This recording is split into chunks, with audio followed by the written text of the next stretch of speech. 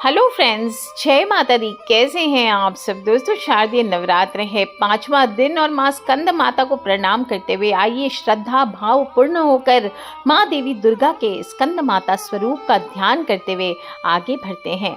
ओम देवी स्कंद माताय नमः। या देवी सर्वभूतेषु मां स्कंद माता रूपेण संस्थिता नमस्तस्यै नमस्तस्यै नमस्तस्यै नमो नमः।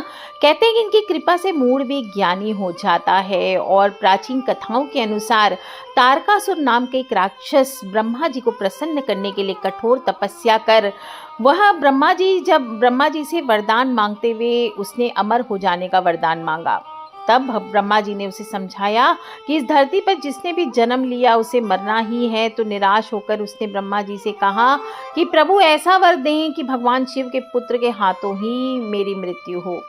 तारकासुर की ऐसी धारणा थी कि भगवान शिव कभी विवाह नहीं करेंगे, इसलिए उसकी कभी मृत्यु होगी ही नहीं।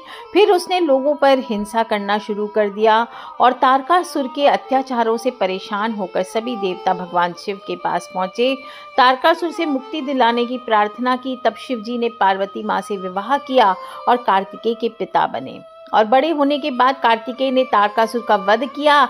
अतः इसी कार्तिकेय यानी इनको स्कंद भी कहा गया, इन्हीं स्कंद की माता स्कंद माता कहलाई। तो आइए जानते हैं, आज उनका ही दिन है कि माँ स्कंद माता को हम कैसे प्रसन्न करें, उनका महत्व क्या, उनका स्वरूप क्या है, उनकी उपासना के तरीके क्या हैं, उनको कौन से मंत्रों भोग फूल या कौन से उपायों से आप अपने जीवन में प्रसन्न करके उनकी कृपा को प्राप्त कर सकते हैं।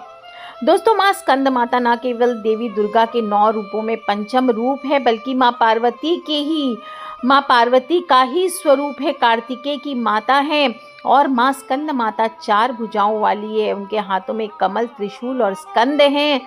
उनके आंचल में भगवान स्कंद बैठे रहते हैं। ये रूप अत्यंत ही सौम्य, मातृत्व से भरा साहस का प्रतीक है। देवी सदा अपने ऊपर वाली दाहिनी भुजा में बाल कार्तिकेय को गोद में उठाकर रखती हैं। नीचे वाली दाहिनी भुजा में कमल का पुष्प होता है, ऊपर वाली बाईं भुजा में जगत तारण वर मुद्रा बना रखी है और नीचे वाली बाईं भुजा में कमल का पुष्प है।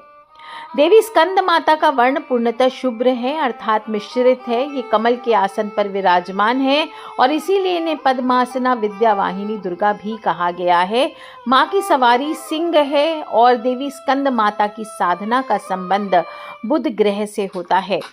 कुंडली में हम देखें तो बुध ग्रह का संबंध तीसरे और छठे घर से होता है इनका, और देवी स्कंद माता की साधना का संबंध व्यक्ति की सेहत, उसकी बुद्धिमत्ता, उसकी चेतना, उसकी तंत्रिका, नर्वस सिस्टम, तंत्र से, रोग मुक्ति से, इन सब से होता है। और वास्तु शास्त्र के अनुसार देवी स्कंद माता की दिशा उत्तर यानी नॉर्थ की मानी गई है और दुर्गा सप्तशती में इन्हें चेतांसी भगवती कहा गया है। दोस्तों, स्कंद माता विद्वानों और सेवकों की जननी है और नवरात्र के दिन पूजनीय है। मां स्कंद माता का प्राकट्य असुरों के वध और धर्म की रक्षा के लिए हुआ है। प्राचीन पुराणों के अनुसार देवताओं ने जब असुरों से युद्ध में हार का सामना किया तो तब स्कंद माता के रूप में मां दुर्गा ने प्रकट होकर स्कंद को जन्म दिया और असुरों का विनाश कर धर्म की स्थापना की। और इस प्रकार माँ स्कंद माता धैर्य और मातृत्व का प्रतीक है और मानव शरीर के चक्रों अनाहत चक्र से माँ स्कंद माता की पूजा करने से हृदय को प्रेम, करुणा और संतुलन देती हैं। सहस्त्रार चक्र में इनका ध्यान करने से आत्मा को परमात्मा से जुड़ने की शक्ति मिलती है और आपके अंदर साहस, शक्ति और मातृत्व की ऊर्जा का जागरण होता है। इनकी जो उम्र है वो कही गई है युवावस्था है। बाल शिक्षा, साहस और सच्चाई और प्रेरणा के बाद धैर्य, निर्णय शक्ति और पारिवारिक जिम्मेदारियों को दिखाता है।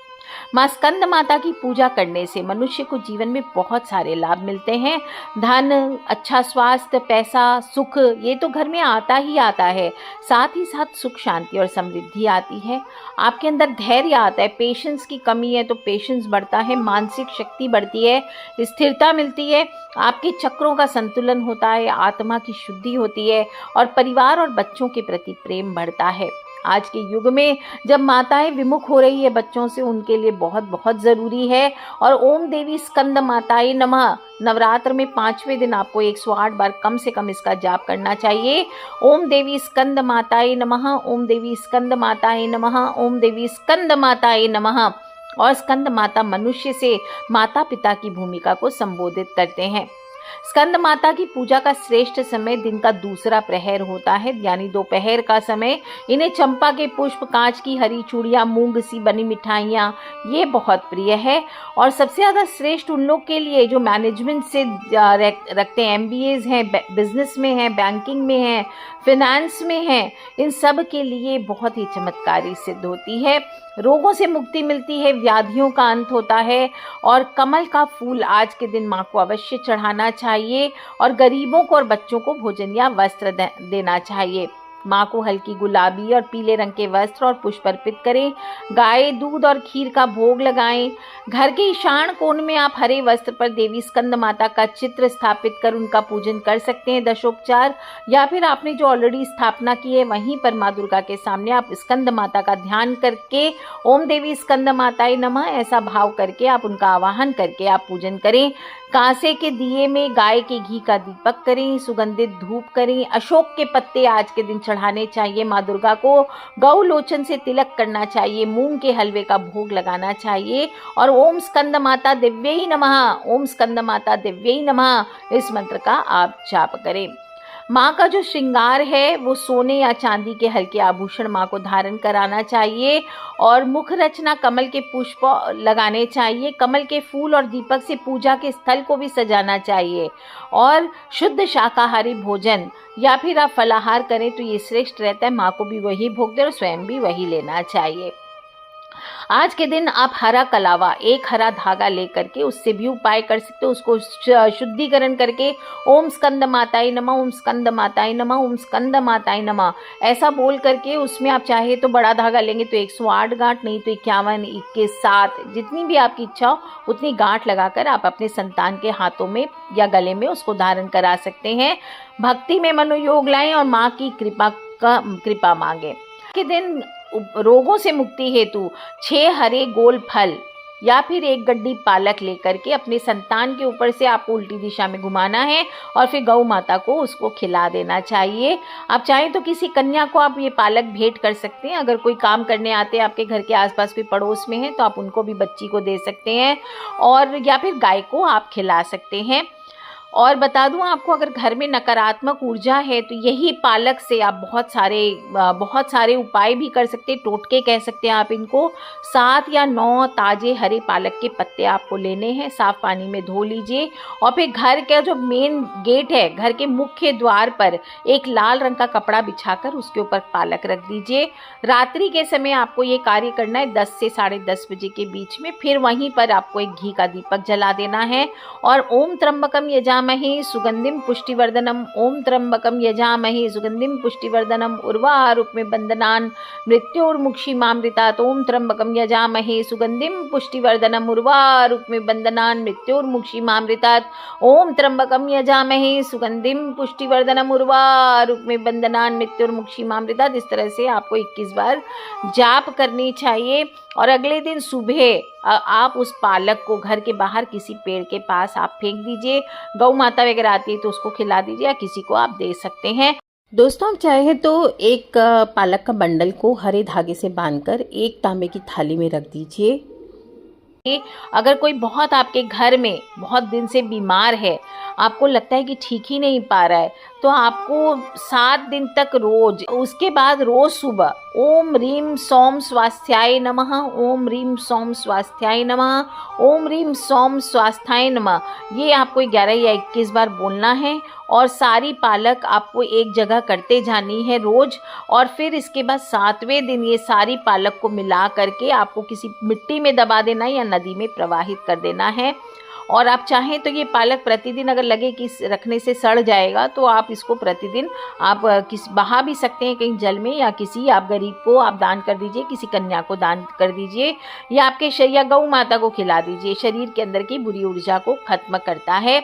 और दोस्तों आप चाहें तो घर में सुख शांति चाहिए तो एक न्यूज़पेपर पर रात में घर के जो मध्य स्थान है, घर का जो सेंटर ऑफ द हाउस है, वहाँ पर एक न्यूज़पेपर बिछा दीजिए। उसके ऊपर 3 गड्डी पालक आपको रखने हैं और ओम शांति रक्षाम कुरु, ओम शांति रक्षाम कुरु, ओम शांति रक्षाम कुरु ऐसा बोल करके उस पालक पे आपको 21 बार हाथ से उसको टच करना है। इसके बाद रात भर वहीं पड़े रहने देना है और सुबह उस पालक की गड्डी को उठा के घर के बाहर कर देना है। किसी को दे दीजिए या गौ माता को खिला सकते हैं। अगर आपके घर में कलेश ज़्यादा होता है, 2 लोग बैठते ही विवाद होता है, तो ये आपके घर में सुख शांति बनाए रखेगा, नकारात्मकता को कम करेगा। दोस्तों ध्यान रखें, रोजाना आप चाहें तो 7 दिन तक आप इस उपाय को कर सकते हैं या फिर नवरात्र में आप आज स्कंद माता के दिन करके, स्कंद माता के दिन से शुरू करके आप दशमी तक ये उपाय को कीजिए। ऑलमोस्ट आपके 7 दिन हो जाएंगे। और हमेशा आपको ये ध्यान रखना है, साफ पालक लेना है और ज़्यादा पत्तियां लेने की ज़रूरत नहीं है। 3 से 5 हरी हरी पत्तियां देख करके ले लीजिए, उससे भी उपाय हो जाता है। और उपाय करते समय मन में केवल पॉजिटिव एनर्जी रखिए, किसी प्रकार की शंका रख करके कि अरे पता नहीं क्या होगा, मैं तो कर ले रहा हूँ इस उपाय को, होगा कि नहीं होगा मालूम नहीं, ऐसी भावना से कार्य ना करें। अपने लक्ष्य को ध्यान में रखते हुए पूर्ण विश्वास के साथ करें। और जो उपयोग किया है आपने पालक, उसको घर में नहीं फेंकना है डस्टबिन आदि में, आपको किसी मिट्टी या पेड़ के वहाँ ही अर्पित करके आना है या गौ माता को खिलाना है। या सावधान, किसी का पाँव न लगे जो उपाय आपने किया इस पे, इस बात का ध्यान रखें। जो भी कपड़ा वगैरह ले रहे हैं, लाल कपड़ा, अगर मुख्य द्वार वाला उपाय करें, लाल कपड़ा बिछाने के लेंगे तो साफ कपड़ा प्रयोग करें, गंदा जूठा मुठा कपड़ा उपयोग में ना लाएं।